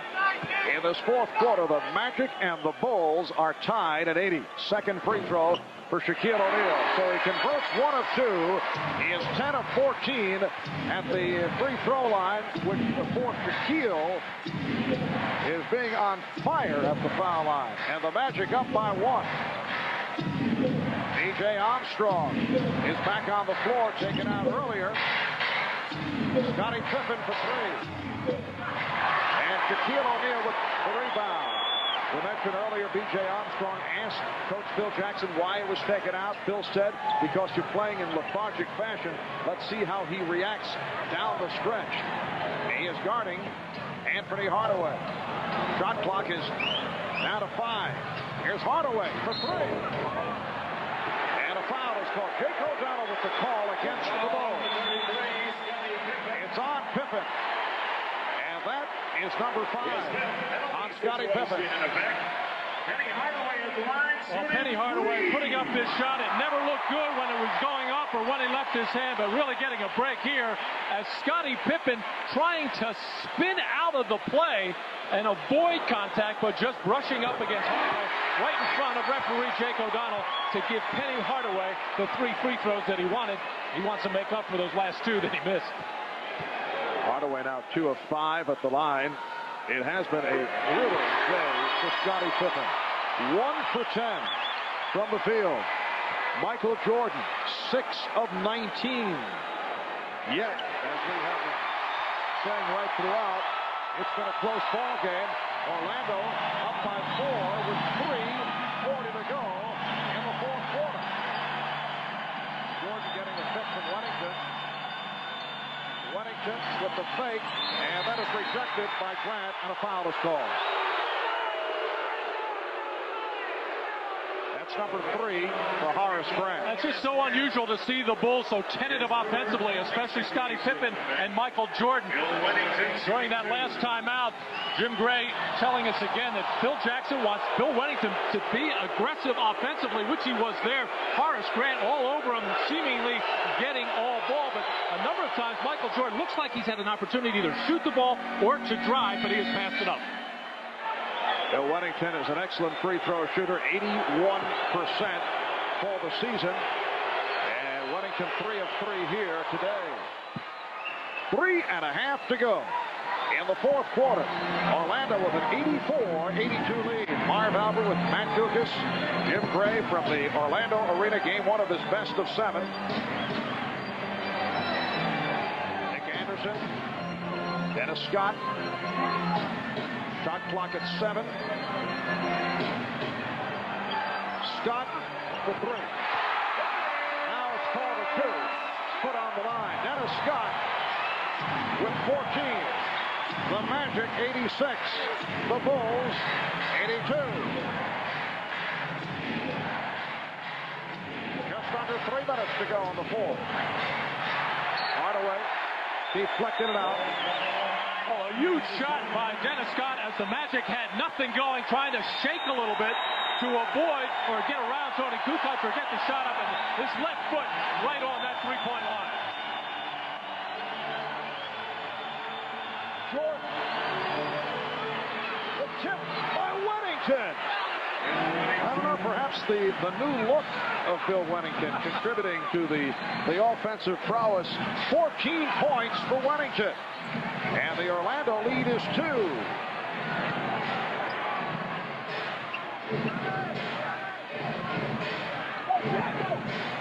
Shot clock down to 6. Scott forced it. Pippen with a good box out. Here comes Jordan to the backpedaling Anderson. Jordan got the step, and Jordan has tied the game at 86. And that's what you expect from Michael Jordan in this situation. A little bit of open court, has a seam, takes it hard to the basket. Both teams over the limit and the penalty. Just under 2 minutes to go in the fourth. Hardaway looking to post up against Armstrong. Hardaway, yes. The Magic 88. The Bulls 86. Phil Jackson did not like the matchup he had before with Steve Kerr guarding Hardaway. He can't be too happy with Armstrong watching him now. Jordan held by Anderson. Number 25. Michael Jordan has not had many opportunities all game long like this, but this one opened wide as you could be, as able to beat Nick Anderson off the dribble, Horace Grant waving at him, and nobody in that back line of defense as Bill Wennington taking Shaquille away from the play.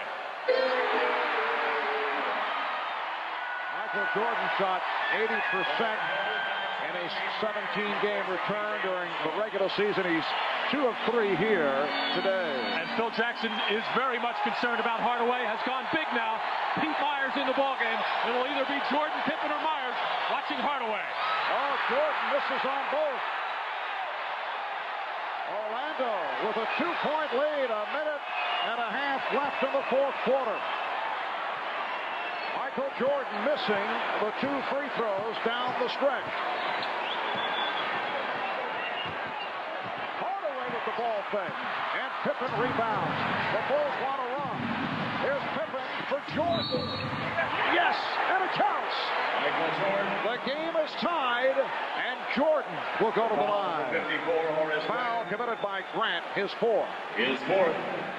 Fast break chance for Scottie Pippen on the middle. Gets it to the right man. Able to finish here as Horace Grant trying to prevent the three-point play, but just not fouling Jordan hard enough. At the other end of the floor, Hardaway felt he was fouling the play. Brian Hill trying to calm him down. Three-point play for Jordan. He now has 19. The Bulls lead by 1 with 1:11 left in the fourth quarter. With the timeout, we'll take a break. Back after this from your local station. Welcome back to Orlando. The Bulls have taken an 89-88 lead as we come up on a minute remaining in this fourth quarter. And following the Magic and the Bulls, it will be Jurassic Park right here on NBC. Nick Anderson was trapped, and he called for time. Anderson in trouble, surrounded by Pippen and Jordan, and took the timeout with 58 seconds left in the fourth. Let's check in with Bob Costas back in New York. Bob? All right, Marv, briefly, here's what's next weekend looks like on NBC. On Saturday, a doubleheader starting with showtime at 12:30 Eastern. Phoenix will be in Houston for Game 3 of that series, followed by Game 4 of the Knicks and Pacers from Market Square. On Sunday, a tripleheader, showtime again at 12:30 with Phoenix back at the Summit for Game 4 with the Rockets. Then it's the Spurs and Lakers in Game 4 of that series from the Forum. And finally, Game 4 of the Orlando-Chicago series from the United Center. That is next weekend. Now, to finish things up for today's tripleheader, let's go back to Marv and Matt. Thank you, Bob. A look at the timeout rundown. Chicago with 3 plus a 20. Orlando down to 1 timeout remaining. The shot clock showing 12 seconds. Both teams are over the limit. Hardaway to the reverse. O'Neal with the rebound, and a foul is called. Michael Jordan, Shaquille O'Neal. The foul number 34, Bill Wennington. And the foul was called on Bill Wennington. Penny Hardaway trying to force the action on penetration there. As Michael Jordan making sure that Shaq does not lay that one up or dunk it, and then going over to Shaq to make sure he's all right. And the words from Jordan were accepted by O'Neal, who is hitting his free throws. 11 for 15. And he has tied the game at 89. B.J. Armstrong returning. So it is Jordan and Armstrong at the guards. Wennington with Pippen and Kukoc up front. 48 and 9/10 seconds remaining in the fourth. Clutch free throw shooting by Shaquille O'Neal. And when is the last time that has been said? The Magic up by 1. The lead from Pippen. Kukoc connecting with Pippen, and the Bulls have a 1-point lead. A pet play for the Chicago Bulls after free throws, but what a time to bring it out in a very difficult play to execute. But Kukoc and Pippen got it done. Down at 25 seconds in the fourth, 10 on the shot clock. 1-point Chicago lead. Dangerous pass thrown by Scott. Low percentage intended for Hardaway, who was in a crowd. Picked off by the Bulls, and they immediately call for time. 18 seconds to go. We'll be back in a moment. Well, the Chicago Bulls turning it down the stretch. They've hit their last 4 shots, including this beautiful lead from Kukoc to Pippen. Well, that just takes perfect timing and perfect execution. And with the game on the line, there's about 40 seconds to go. A very difficult play to call. A lot of courage on the part of Phil Jackson to make that call during the free throw. And a costly pass thrown by Dennis Scott in a crowd that was picked off by the Bulls. And Jordan spinning his way against Anderson. Here comes Hardaway. For Jordan. The Magic by 1. 6 and 2/10 seconds to go. Michael Jordan having a very difficult time. He missed the 2 free throws earlier. He was just picked off, stripped, which led to the lead bucket. We'll be right back.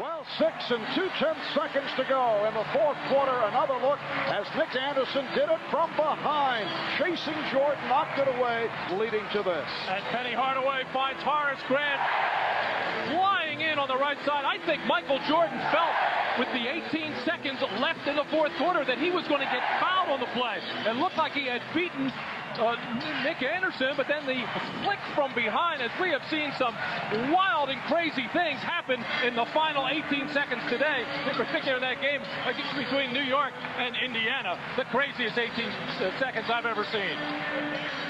And a timeout taken by Michael Jordan. Anthony Hardaway has not had one of his better games, but a beautiful combination on a 2-on-1 break there for the Magic to take the lead. Back on February 26th here in Orlando, Hardaway had a career high of 39 points and hit the game-winning shot with 7/10 of a second remaining as he was racing the clock and was able to hit. This also was a race, but still time left. So Hardaway with his 5th steal of the game. And the Magic up 92-91.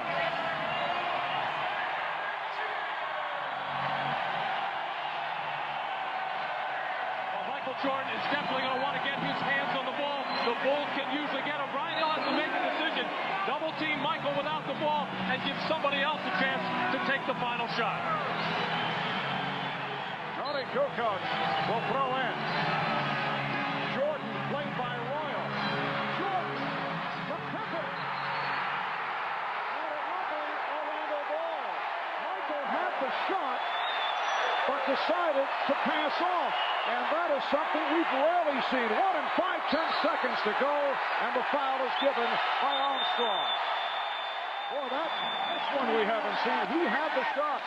Well, we saw it a number of times in the third quarter when Michael would make a move, penetrate, get between the foul line and the dotted line, jump in the air, and then change his mind. I think initially Michael was thinking drive to the basket, but he was sealed off by 3 players, and Pippen started to move instead of stay, spotted up in that left corner, and the 2 great veterans miscommunicate on the play.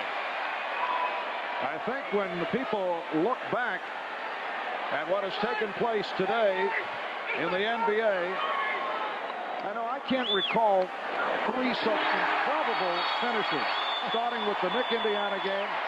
Houston comes from behind. The defending NBA champions defeat the Utah Jazz in Salt Lake City.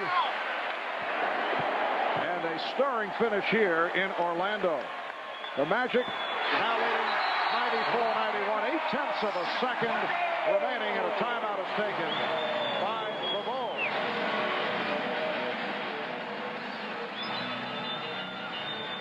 Also improbable, the shooting performances of Scottie Pippen, 2 of 11.